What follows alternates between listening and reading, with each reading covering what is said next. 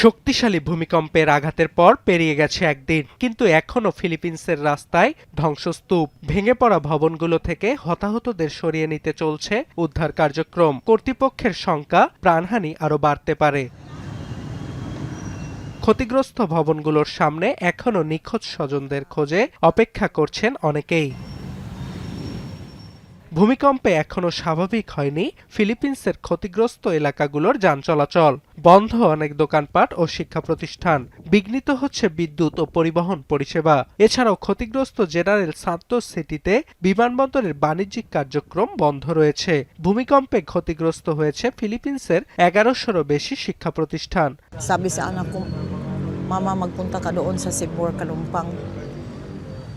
Ko nga, bakit? Sabi niya, nandoon si Joey nag-duty. Sabi sa kapatid niya, na-trap daw si Joey doon sa Sibor, Kalumpang. Ilang beses na yung naglindol dati, nandito din kami. Kaso kanina, masyadong malakas kanina. Umuwi ako kanina sa bahay, walang kuryente, walang tubig. Lahat naapektuhan. Wala kaming mainom। এদিকে সোমবার স্থানীয় সময় দুপুরের পর tsunami সতর্কতা তুলে নেওয়া হলেও শঙ্কা রয়েছে যে কোনো সময় আফটারশক আঘাত হানার। ফিলিপিন্সের আবহাওয়া দপ্তর বলছে 1 মাসেরও বেশি সময় ধরে আফটারশক অনুভূত হওয়ার শঙ্কা রয়েছে। এ কারণে নাগরিকদের সতর্ক থাকার নির্দেশও দিয়েছে কর্তৃপক্ষ। সোমবার স্থানীয় সময় সকাল 7:37 ফিলিপিন্সের দ্বিতীয় বৃহত্তম মিন্দানাও দ্বীপে অনুভূত হয় শক্তিশালী ভূমিকম্প।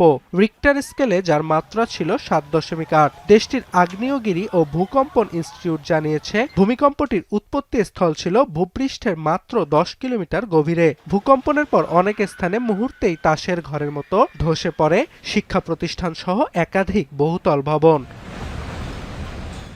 অর্ণব প্রসাদ, এখন বিশ্ব।